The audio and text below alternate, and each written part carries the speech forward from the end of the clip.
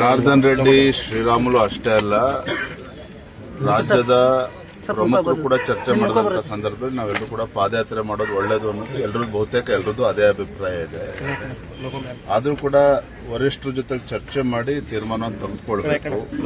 ನಾನು ಈಗಾಗಲೇ ನಮ್ಮ ಪಕ್ಷದ ಹಿರಿಯರಿಗೆ ವರಿಷ್ಠರಿಗೆ ದೆಹಲಿನ ಮಾತನಾಡಿದ್ದೇನೆ. ಇವತ್ತು ನಾಳೆ ಒಳಗೆ ಅದ್ರ ಬಗ್ಗೆ ಸಂದೇಶ ಮಾಹಿತಿ ಬರ್ತದೆ. ಆದರೆ 17ನೇ ತಾರೀಕು ಜನಾರ್ದನ್ ರೆಡ್ಡಿ ಅವರಾಗಲಿ, ಶ್ರೀರಾಮುಲು ಆಗಲಿ, ನಮ್ಮ ಪಕ್ಷದೆಲ್ಲ ಹಿರಿಯ ನಾಯಕರುಗಳು ಕೂಡ ಬರ್ತಾ ಇದ್ದಾರೆ. ರಾಜ್ಯ ಮಟ್ಟದ ಒಂದು ಹೋರಾಟ, ಯಾಕೆಂದರೆ ಈ ಕಾಂಗ್ರೆಸ್ ಸರ್ಕಾರದ ವಿರುದ್ಧ, ಈ ಕಾಂಗ್ರೆಸ್ ಸರ್ಕಾರದ ವೈಫಲ್ಯಗಳು, ಭ್ರಷ್ಟಾಚಾರ ಏನು ಇವತ್ತು ರಾಜ್ಯದಲ್ಲಿ ಒಂದು ರೀತಿಯ ಅರಾಜಕತೆ ಸೃಷ್ಟಿಯನ್ನ ಮಾಡ್ತಾ ಇದೆ ಕಾಂಗ್ರೆಸ್ ಸರ್ಕಾರ. ಇದೆಲ್ಲದರ ವಿರುದ್ಧ ಇವತ್ತು ರಾಜ್ಯದಲ್ಲಿ ರೈತರ ಸಮಸ್ಯೆ ಇದೆ, ಡ್ರಗ್ಸ್ ಸಮಸ್ಯೆ ಇದೆ. ಇವೆಲ್ಲ ವಿಚಾರಗಳನ್ನ ತೆಗೆದುಕೊಂಡು ರಾಜ್ಯದಲ್ಲಿ ವಿವಿಧ ಹಂತಗಳಲ್ಲಿ ಹೋರಾಟವನ್ನು ಮಾಡಬೇಕು ಅಂತೇಳಿ ಈಗಾಗಲೇ ಪಕ್ಷ ನಿರ್ಧಾರ ಮಾಡಿದೆ. ಹಾಗಾಗಿ ಮೊದಲ ಹಂತದಲ್ಲಿ ಈ ರಾಜ್ಯದಲ್ಲಿ ಕಾನೂನು ಸುವ್ಯವಸ್ಥೆ ಹದಗೆಟ್ಟಿರುವಂತಹ ಸಂದರ್ಭದಲ್ಲಿ ಬಳ್ಳಾರಿನಲ್ಲಿ ಬೃಹತ್ ಮಟ್ಟದ ಒಂದು ಹೋರಾಟವನ್ನು 17ನೇ ತಾರೀಕು ನಾವು ಹಮ್ಮಿಕೊಂಡಿದ್ದೇವೆ. ಗ್ರಾಮೀಣ ಭಾಗದಲ್ಲಿ ಇವತ್ತು ಒಂದು ಅಸೆಟ್ ಕ್ರಿಯೇಷನ್ ಆಗಬೇಕು, ಗ್ರಾಮೀಣ ಭಾಗದಲ್ಲಿ ಅಭಿವೃದ್ಧಿ ಆಗಬೇಕು. ಕೃಷಿ ಚಟುವಟಿಕೆ ನಡೆಯುವಂತಹ ಸಂದರ್ಭದಲ್ಲಿ 60 ದಿನಗಳ ಕಾಲ ಇದಕ್ಕೆ ಅವಕಾಶವನ್ನು ನೀಡಿದ್ದೇನೆ. ಯಾಕಂದ್ರೆ ರೈತರಿಗೆ ಅನಾನುಕೂಲ ಆಗ್ತದೆ. ಆ ಸಂದರ್ಭದಲ್ಲಿ ರೈತಾಪಿ ವರ್ಗಕ್ಕೆ ಅನುಕೂಲ ಆಗಬೇಕು ಅಂತ ಆ ಸಂದರ್ಭದಲ್ಲಿ ರಜೆಯನ್ನು ಕೊಟ್ಟಿದ್ದಾರೆ ವಿನಃ ಹಿಂದೆ ಯಾವ ಪದ್ಧತಿ ಇತ್ತು, ಗ್ರಾಮ ಪಂಚಾಯತಿ ಮಟ್ಟದಲ್ಲೇ ತೀರ್ಮಾನಗಳು ಆಗ್ತಾ ಇತ್ತು. ಈಗಲೂ ಕೂಡ ಮುಂದಿನ ದಿನಗಳಲ್ಲೂ ಕೂಡ ಅದೇ ಆಗುವಂಥದ್ದು. ಆದರೆ ಕಾಂಗ್ರೆಸ್ ಪಕ್ಷ ಇವತ್ತು ಸಿದ್ದರಾಮಯ್ಯನವರು, ರಾಹುಲ್ ಗಾಂಧಿಯವರು ಇದನ್ನೇ ಅಪಪ್ರಚಾರ ಮಾಡಿಕೊಂಡು, ಯಾಕೆಂತ ಹೇಳಿದ್ರೆ ಇವತ್ತು ರಾಜ್ಯದಲ್ಲಿ ಕಾಂಗ್ರೆಸ್ ಬಗ್ಗೆ ಜನರ ವಿಶ್ವಾಸ ಹೊರಟೋಗಿದೆ. ಹಾಗಾಗಿ ಈ ವಿಚಾರ ತೆಗೆದುಕೊಂಡು ಮಹಾತ್ಮ ಗಾಂಧಿಯವರ 2ನೇ ಬಾರಿ ಕೊಲೆಯನ್ನ ಮಾಡುವಂತ ಕೆಲಸ ಭಾರತೀಯ ಜನತಾ ಪಾರ್ಟಿ ಮಾಡಿದೆ ಅಂತೇಳಿ ಅಪಪ್ರಚಾರ ಮಾಡೋದಕ್ಕೆ ಹೊರಟಿದ್ದಾರೆ.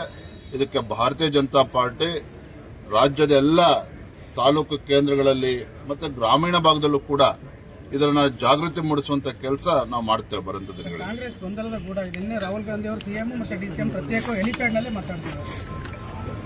ಇರ್ಲಿ ಪಾಪ, ಅವರು ಆಂತರಿಕ ಕಚ್ಚಾಟ, ಒಬ್ರು ಮುಖ್ಯಮಂತ್ರಿ ಕುರ್ಚಿ ಉಳಿಸ್ಕೋಬೇಕು ಅನ್ನುವ ಕಾತರದಲ್ಲಿ ಅವರಿದ್ದಾರೆ. ನನ್ನ ತಾಳ್ಮೆನ ಕೆಣಕಬೇಡಿ, ನಾನು ಮುಖ್ಯಮಂತ್ರಿ ಆಗಬೇಕು ಅಂತ ಉಳಿದವರು ರೆಡಿ ಆಗಿದ್ದಾರೆ. ಇದರ ನಡುವೆ ರಾಜ್ಯದ ಜನ ಇವತ್ತು ಅನುಭವಿಸ್ತಾ ಇದ್ದಾರೆ. ನಿಜವಾಗ್ಲೂ ಕೂಡ ರಾಜ್ಯದಲ್ಲಿ ಏನೋ ಅಭಿವೃದ್ಧಿ ಆಗದೇನೆ ಭ್ರಷ್ಟಾಚಾರದಲ್ಲಿ ಮುಳುಗೋರಿರ್ತಕ್ಕಂಥ ಕಾಂಗ್ರೆಸ್ ಬಗ್ಗೆ ಜನ ಇವತ್ತು ಇಡೀ ಶಾಪವನ್ನು ಹಾಕ್ತಿದ್ದಾರೆ. ನೋಡಿ, ನಿನ್ನೆ ದಿನ ಜರ್ಮನಿಯ ಚಾನ್ಸಲರ್ ಬಂದಿದ್ದಾರೆ ಕರ್ನಾಟಕ. ಜರ್ಮನಿ ಅಂತ ಹೇಳಿದ್ರೆ ಅದು ಕೂಡ ಒಂದು ಆರ್ಥಿಕ ಶಕ್ತಿ, ತಂತ್ರಜ್ಞಾನಕ್ಕೆ ಇವತ್ತು ಮ್ಯಾನುಫ್ಯಾಕ್ಚರಿಂಗ್ ಹಬ್ ಆಗಿರುವಂತದ್ದು ಆ ದೇಶ. ಅಂತ ಒಂದು ದೇಶದ ಚಾನ್ಸಲರ್ ಇವತ್ತು ಕರ್ನಾಟಕಕ್ಕೆ ಬಂದ್ರೆ, ಇವರು ಮುಖ್ಯಮಂತ್ರಿ ಕುರ್ಚಿ ಉಳಿಸ್ಕೊಳಕ್ ಒಬ್ರು ಹೋಗಿದ್ದಾರೆ, ಮುಖ್ಯಮಂತ್ರಿ ಕುರ್ಚಿ ಕಸ್ಕೊಳಕ್ ಇಬ್ರು ಹೋಗಿ ರಾಹುಲ್ ಗಾಂಧಿ ಜೊತೆ ನಿಂತ್ಕೊಂಡ್ರೆ ರಾಜ್ಯದ ಪರಿಸ್ಥಿತಿ ಏನಾಗಬೇಕು? ಇದೆಲ್ಲವನ್ನೂ ಕೂಡ ರಾಜ್ಯದ ಜನ ಗಮನಿಸ್ತಾ ಇದ್ದಾರೆ. ಬರುವಂತ ದಿನಗಳಲ್ಲಿ ಉತ್ತರ ನೀಡ್ತಾರೆ. ಧನ್ಯವಾದ. ಎಲ್ಲ ವರಿಷ್ಠರು ತೀರ್ಮಾನ ತೆಗೆದುಕೊಳ್ತಾರೆ. ಥ್ಯಾಂಕ್ ಯು, ಧನ್ಯವಾದ. ಸರ್, ಇದೊಂದು ವಿ ರಾಮ್ಜಿ ಇದು ಚರ್ಚೆ ಆಗ್ತಿದೆ ಸರ್. ಅದರ ವಿರುದ್ಧ ಇಡೀ ನಮ್ಮ ರಾಜ್ಯಾದ್ಯಂತ ಹೋರಾಟ ಮಾಡ್ತೀವಿ ಅಂತ ಹೇಳಿ ಪ್ರಧಾನಮಂತ್ರಿ ನರೇಂದ್ರ ಮೋದಿಜಿಯವರು ಒಂದು ಒಳ್ಳೆ ಉದ್ದೇಶವನ್ನು ಇಟ್ಕೊಂಡು ಮನ್ರೇಗಾ ವಿಕಸಿತ ಭಾರತ ರಾಮ್ಜಿ ಅಂತೇಳಿ ಕೇವಲ ಹೆಸರು ಬದಲಾವಣೆ ಅಷ್ಟೇ ಅಲ್ಲ, ಮಹಾತ್ಮ ಗಾಂಧೀಜಿಯವರ ಕನಸನ್ನ ನನಸು ಮಾಡುವ ನಿಟ್ಟಿನಲ್ಲಿ. ಯಾಕೆಂತ ಹೇಳಿದ್ರೆ ಗಾಂಧೀಜಿಯವರ ಕನಸು ಗ್ರಾಮ ಸ್ವರಾಜ್ಯ, ಗ್ರಾಮಗಳು ಅಭಿವೃದ್ಧಿ ಆದಾಗ ಮಾತ್ರ ದೇಶ ಅಭಿವೃದ್ಧಿ ಆಗುತ್ತೆ ಅನ್ನೋ ಒಂದು ಚಿಂತನೆ ಮಹಾತ್ಮ ಗಾಂಧೀಜಿಯವ್ರದ್ದು.